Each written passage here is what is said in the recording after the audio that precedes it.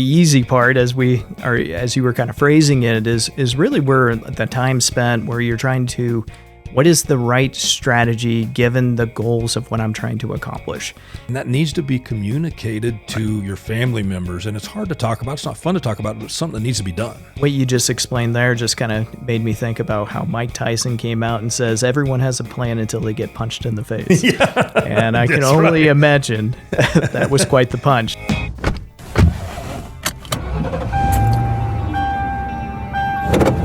Starting your route to retirement. Welcome to the Guided Retirement Show. I'm your host, Dean Barber. Special guest today, Matt Kasper, certified financial planner, back for the third time. Estate planning can be a complicated issue. It can run smoothly, or there can be a lot of pitfalls that you don't foresee. Join Matt Kasper and I as we discuss the importance of a good, solid estate plan and how you communicate that to the next generation. All right, Matt Kasper, certified financial planner. Welcome back to the Guided Retirement Show. This is the third time you're joining me here, and I want to welcome you back. Thanks, Dana. I appreciate the opportunity. So we're going to be talking about something today that a lot of people don't like to think about, and that is death and the transfer of assets to the next generation, or perhaps there's a death and you're on the receiving end of those assets that are being transferred to you. In either case, whichever position a person may find themselves in, there are a lot of things that need to be known that I think people wait way too long to find out, and then they wind up making decisions in a rush. And I know that you've seen situations in estate planning where that's happened. I've seen it. So our goal today is to kind of try to lay things out for people so that they can understand what it is that needs to happen when there's a death and there is a transfer. Completely. When you think about it, Dean, it's not a fun discussion because it becomes somewhat of a morbid type of idea to envision yourself what happens when I pass, but you have to begin with the end in mind. So how do we proactively talk to our clients, discuss with our clients to put an estate plan in place that's really going to meet everything that's going to be meaningful from them, from how they want to first leave their money, their wealth to their spouse, that obviously they earned everything collectively. And then the big transition is going to be, how does it go to the next generation or possibly charity, whatever is going to be, that individualized design is what we're really pursuing. And I think a lot of times people wait too late or they wait too long. Men especially, we think we're invincible. Nothing's going to happen to us. We'll get to that when the time comes. But really, once you've accumulated a decent amount of wealth, and I'm talking, $500,000 or more in a net worth, you should really start thinking about planning for the next generation, planning for the death of a spouse, whichever one survives. You don't know ever which one that's going to be. But so here's what I want to frame this in the very beginning, Matt, is that there are two distinct sides of the estate plan. There's the creation of the estate plan when a husband and wife, let's say, are talking about the wealth that they've accumulated and how they want that to pass to the next generation, and how a surviving spouse should be treated and what access they should have. Should it be a full access? Should it be a limited access? Are you going to pass money to the next generation at the death of the first spouse and leave the surviving spouse with only enough to live? How are you going to structure that? But that's a deep conversation that goes between, we'll call the grantors of the trust, the people that are establishing the trust in the first place. And the important part there is that that couple spends a lot of time talking about it, and they spend a lot of time talking with their certified financial planner about it. And then once they kind of got that whole, picture of what they want to have happen, then you bring in the attorney to actually draw up the legal document. This is not something that you want to get a will in a box or a trust in a box, and it's not a box anymore. It's an online thing, right, where you got a template that you can just fill in names and numbers. If you don't have a lot, maybe that's okay. It's better than nothing. But in most cases with the clients that we're dealing with, that's not sufficient. It's not something that you want to look at. And I call that the easy part of estate planning, right? Because nothing has happened yet. There has been no death. There is no transfer of assets. The really active part of estate planning comes after the grantors have passed away. And once the grantors have passed away, you've got beneficiaries, you've got successor trustees, you've got healthcare powers of attorney, you've got the financial powers of attorney, all of these documents that are part of the trust that then have to start being used. And the biggest thing that we see is that while mom and dad may have done a great job at communicating with the attorney on what they wanted, they never talked to their kids about what they wanted, yet they named one of their kids a successor trustee. And so now all of a sudden this person, they don't even know what a successor trustee is, what their obligations are, and what all's involved and how long is this going to take and how many hours is it going to take and can I get paid to do this? Because I got a job, Right. So let's break this into two parts for our viewers and our listeners here. I want you to start by let's talk about the general idea of an estate plan, because an estate plan doesn't always have to involve a trust. So let's try to break down that setup and how you think about the wealth that you've accumulated and different ways that you can pass that to the next generation. And then we'll go into the second half, which is the active part where people that didn't set the trust up are now having to act. Completely. So just kind of starting from the beginning, the easy part, as you were kind of phrasing it, is really where the time spent, where you're trying to, what is the right strategy given the goals of what I'm trying to accomplish? And if the goal is just completely probate avoidance, do you need necessarily to have a trust in place to avoid probate? And I would go as far, no, you don't necessarily need a trust if the only priority is probate avoidance. What we do need to have in place is still going to be a will. And we still need to have those critical documents like a power of attorney, both healthcare and financial, and we need to get health directives in place. So that is what I would consider a will-based plan. And then after you have the will-based plan all structured and have the appropriate documents, we have to make sure everything gets properly titled with the right beneficiaries, the right transfer on deaths payable, and all that needs to be in place to do that number one priority, avoid probate. Okay, so let's just do a 101 here. Yeah. If you have a joint account with your spouse, and you're the only two people on that account, and both spouses pass away, where does the money go? Technically, it's going to go into a probate system if you don't have some type of payable on death, transfer on death that's going to be attached to those specific accounts. So in your instance, it would be Mr. and Mrs. Matt Kasper, joint tenants with right of survivorship, TOD or transfer on death to then designated beneficiaries. That avoids probate.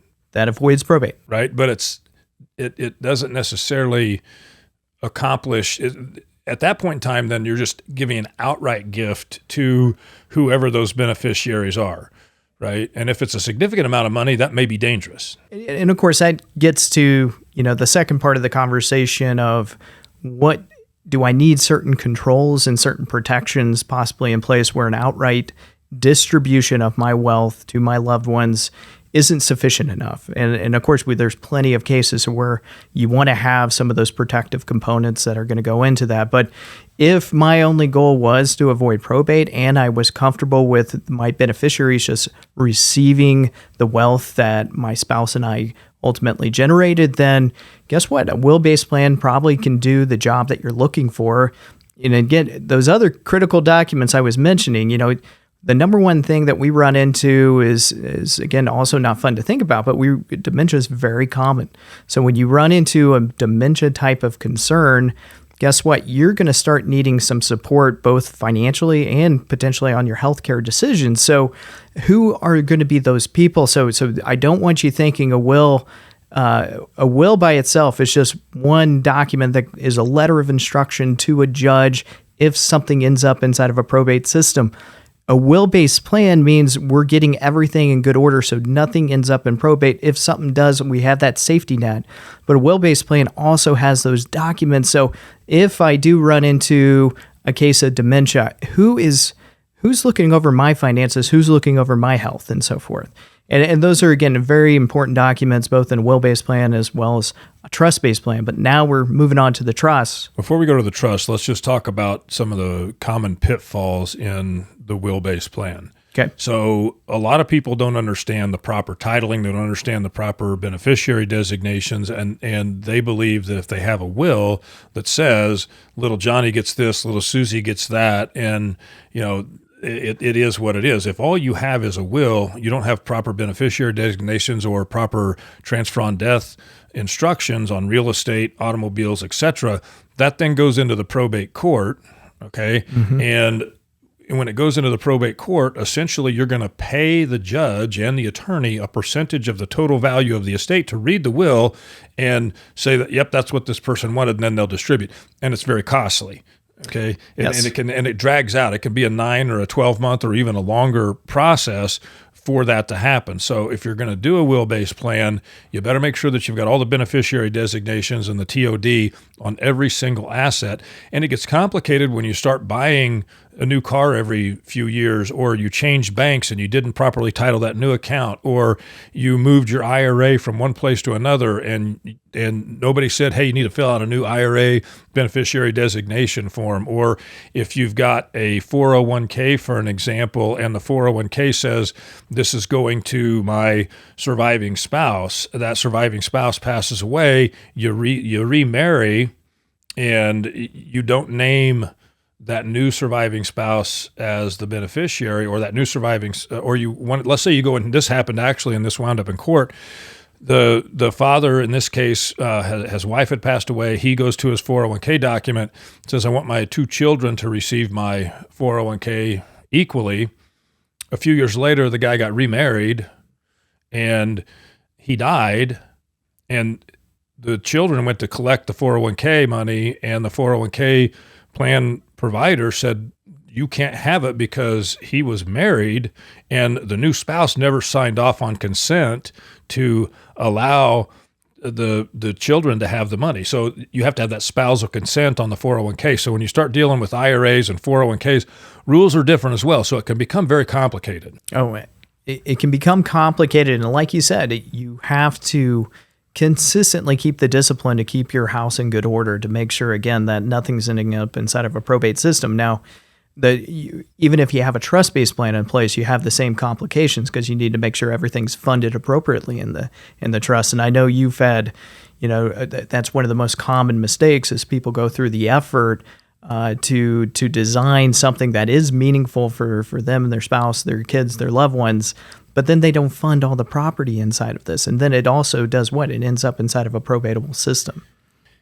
And this is an area where you could say you have to make sure that you're dealing with a really good attorney, okay? Because in my early years as a financial planner, I witnessed this happen on more than one occasion. And this was before I really got into understanding what the complications of estate planning were. And at that point in time, I knew more than most, but that there were still things I didn't realize. So I had a client who went to an attorney, got the trust drawn up.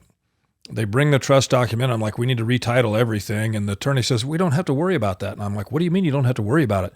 And he said, yeah, they put in this special thing called a pour over will, that if there's something that we miss that doesn't get titled in the trust, that pour over will actually put it into the trust after we die.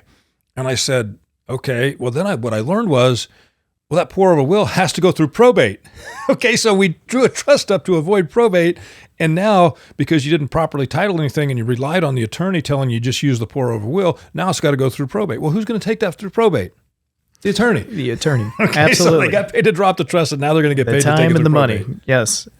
And that's, so those are some of the complications, but let's just say, we understand the goals of our clients. That's the whole potential of why we need to have an effective estate plan, whether that's a trust-based plan or whether that's a will-based plan.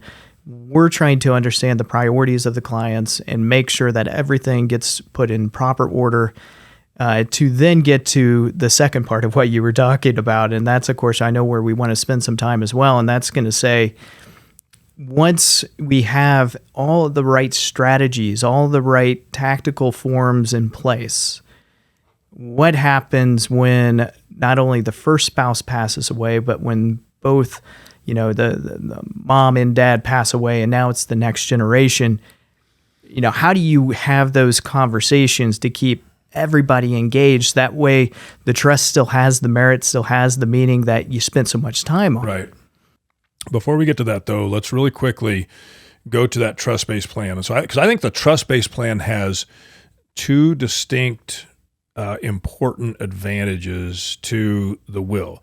The trust-based plan is designed to automatically avoid probate if all your accounts are titled in the trust, and that's when you're gone. But it also has the capability to carry out your wishes in the event that you become incapable of making those decisions. So you used the example earlier of dementia, right? So if somebody gets dementia and they don't have a trust in place that says, this is what I want my power of attorney to do, and this is how they should act on my behalf, and all they have is a will, that person that's got the power of attorney is going to be able to, if they wanted to, they could rob that person blind because they have full power to do whatever if that individual is incapable of making decisions.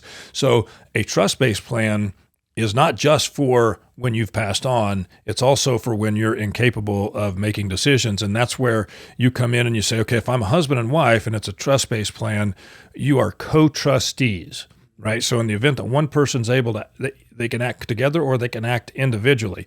In the event that both of those people are incapable of making decisions, they then assign a successor trustee, and that successor trustee can be an individual. It can be a child. It can be a friend. It could be a brother, a cousin. It could be whatever.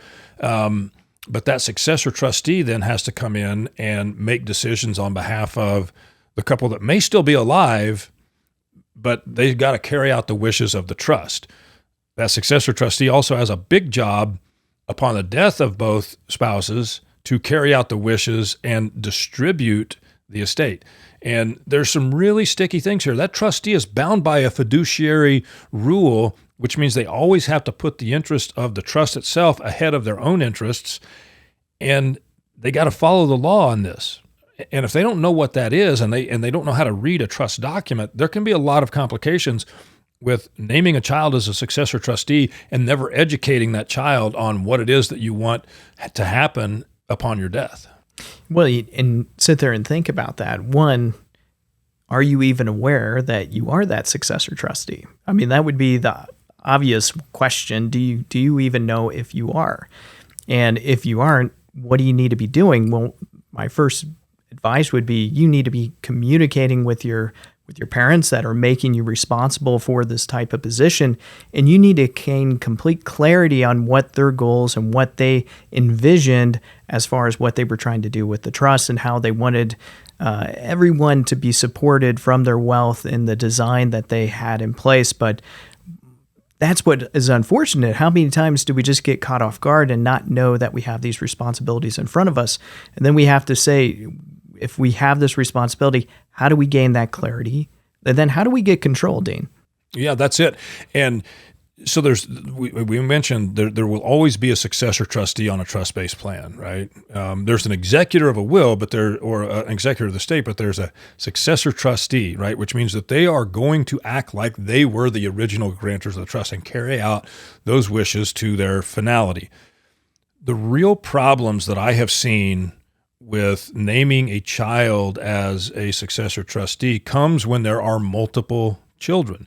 And these multiple children, typically when they inherit these assets, are in their 50s, 60s, maybe even sometimes in their 70s, or they range from 50 to 70. They've been, and so one adult child gets named as the successor trustee, and they have to follow the fiduciary rule, and they have to follow the letter of the laws. It's laid out in the trust. And one of the other siblings might get upset saying, well, you're doing this or you're doing that. And by the way, that successor trustee is entitled to a fee for settling the estate as well. And so you can start to create an awful lot of not so friendly family dynamics that I've seen destroy relationships of siblings. One, trust can help you protect in multiple levels, but the big one is going to be trying to keep the bickering away from, kids fighting with their brothers and their sisters and siblings and so forth. So if you have the detail already in place inside of the trust and the successor trustees just doing the follow through, that's the nice side of this, is that ultimately it just goes back to what did the parents want? What did they envision to have ultimately transition back to the family members? And this is where a corporate trustee can really come in. And this is where I think a conversation between the original grantors of the trust, mom and dad, should have conversations with their children, especially if there's multiple children, saying, look, we can name one of you as a successor trustee. It's going to be a burden. It's going to be work. And that individual is going to have a lot of things to do. That individual is going to get paid a little bit to do it. Or we can go in and we can name a corporate trustee, and that corporate trustee gets named in the trust as here's the corporate trustee who settles the estate. Then you have a non-natural person coming in that is simply looking at the trust itself and saying, this is what the trust says. This is what happens. It's ABC. All kids can do is sit back and say, okay, this is what's happening. They don't have any longer there's no room for fighting. Correct. I guess if anyone had to poke at a corporate trustee, it would be potentially that they come with what? It comes with a fee. Sure. But it just saved your family relationship potentially, right? You just saved the dynamic of again, not having any type of sibling rivalries and making sure no one's taking advantage of the other. And just making sure that the design is being completed how it was supposed to. Right. And the thing about the fee for the corporate trustee is that fee only comes into play once they are the successor trustee. So there's not like there's a fee all along during the lifetime. It's just when the original grantors are incapable of making decisions or they've passed away, that's when the corporate trustee can come in. There's another way that you can do that too, Matt, by naming, in an instance where you might want to name a child as a successor trustee, but you have the ability, you name a contingent successor trustee as the corporate trustee. That way, if the child feels at that point in time that this is too much, it's overwhelming, they step aside and it goes down to that contingent successor trustee, and then the corporate trustee takes over. I just think that's a nice provision to have in there. I look at my own family dynamic as an example, and, at 58 and 56, I still consider my wife and myself very young and highly unlikely that something happens unless it's a total accident that we're neither one here. But, we have named our oldest daughter as the successor trustee, but we also have a corporate trustee in there as a backup in the event that she says, I don't want this, let's let the corporate trustee take over. Because in our trust, we've done something that I think is not unique, but it's something that people need to be aware of that you can do, and that is that you can control the flow of those assets to your children or to your grandchildren from that trust, from the grave, in saying that, hey, if you get X amount of dollars, all you can do up until the age of 35 is spend the interest. And at 35, you might get 10% of the cash or 20% of the cash or whatever the case may be, and not allow all of the money to just come into that 25, 30, 35-year-old life all at once that allows them to say, hey, I don't have to do anything anymore. And you don't want to ruin somebody's ability to make something of themselves and be an active, productive part of society. And so it all depends on what you're transferring and what your goals are. And I think that a trust, an estate plan is very individual.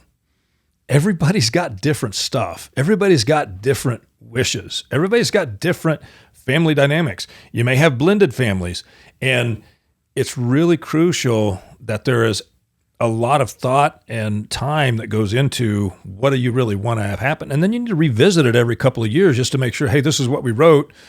Is that still what we want? Right. Do we need to revise it? Well, and sometimes it's not even from a personal level. Sometimes it's because of regulation changes and rule changes, and we just need to make sure that we're navigating that appropriately, getting the proper guidance to make sure that, again, we're doing everything in our power to make sure our family and our household's in good shape. Kind of let's lay this out here. Sure. You can avoid probate by proper asset titling. Yep. Right. You can, have your healthcare powers of attorney and your financial powers of attorney without a trust. You can have your, healthcare directives, your living will, that says what happens if you're on life support. All those things should be a given. Right. The trust comes in if you want more control, if you become incapacitated, more control once you've passed on to say, here's how things are going to be distributed over a period of time. If it's an outright deal, there's all kinds of different nuances. Point is, your estate planning is individual. And the thing that I see getting missed an awful lot is that people don't understand that IRAs and 401ks, they're part of your estate, but oftentimes in a trust-based plan, they're not in the trust because there are adverse tax consequences for having the trust become the beneficiary of your IRA or your 401k, especially after the passage of the Secure Act and Secure Act 2.0. It's made that more complicated. So you may have assets that aren't actually going to make it to the trust for tax purposes, but it's still part of the estate. And that successor trustee and the beneficiary still need to understand the rules of how to distribute those retirement account assets. Dean, everything you're describing is really kind of reflects on the challenge that comes to the beneficiaries, to the successors, to the survivors, is how do they get control over something that can be rather challenging and overwhelming? Because, keep in mind, this is coming at a time of grief, a time of difficulty, and you're throwing all this additional pressure potentially onto somebody else's shoulders. And if they don't have any understanding as to what they're really coming into, talk about how much weight that can really be and how difficult that can really be.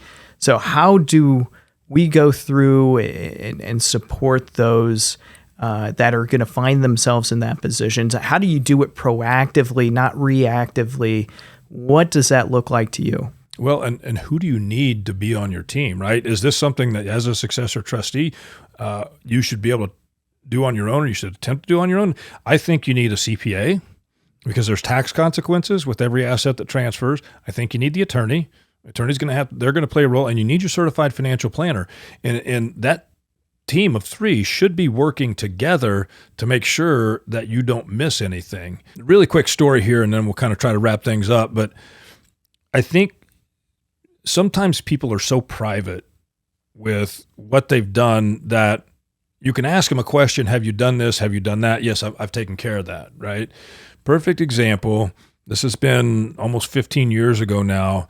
But some friends of my wife and I's husband, he developed brain cancer. It was terminal.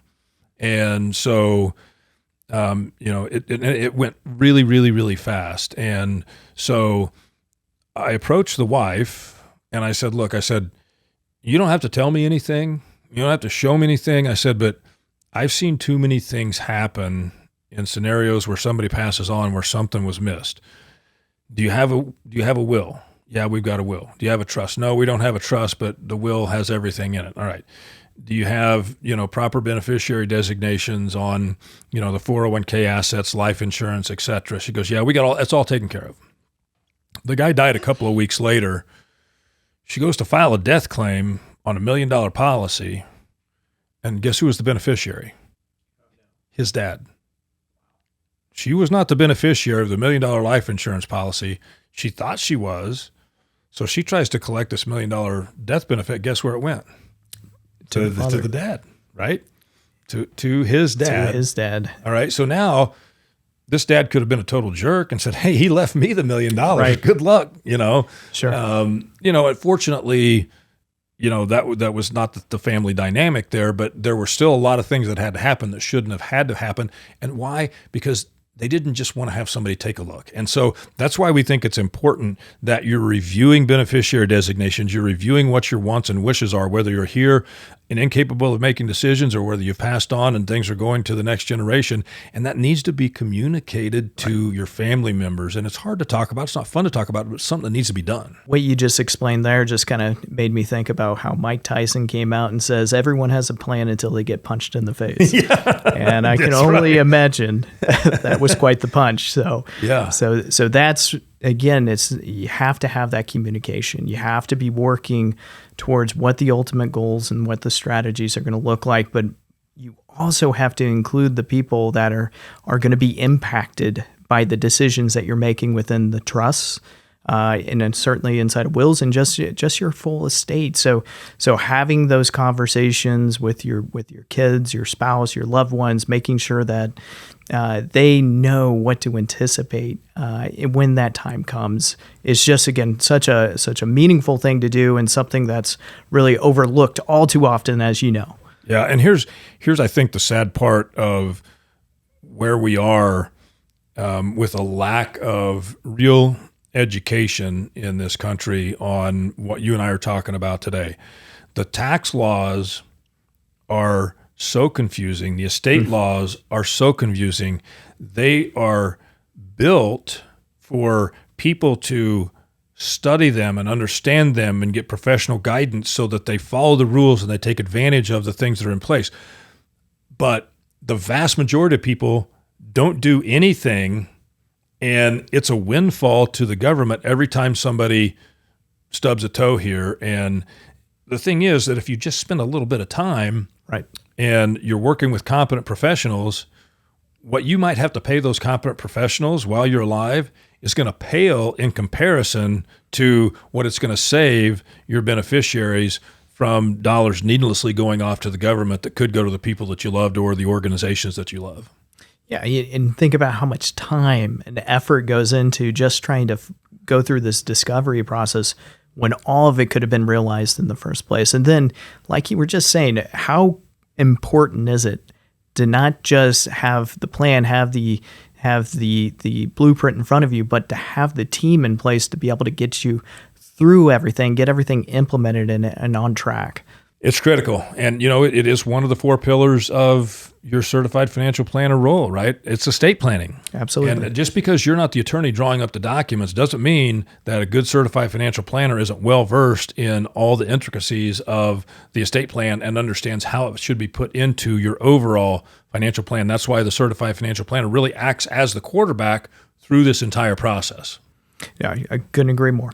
Matt, thanks so much for joining me here on the Guided Retirement Show again. It's a pleasure to have you, and I'm sure we'll see you back here again. No, I appreciate it, Dean. Thank you again for joining me here on the Guided Retirement Show. I'm your host, Dean Barber, along with Matt Kasper, Certified Financial Planner. If you're watching us on YouTube, make sure you hit the bell icon, subscribe, share with your friends, and also those of you listening to us on your favorite podcast app, subscribe and share with your friends.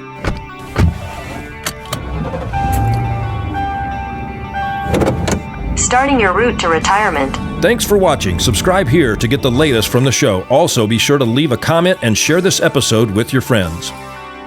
Investment advisory services offered through Modern Wealth Management, LLC, an SEC-registered investment advisor.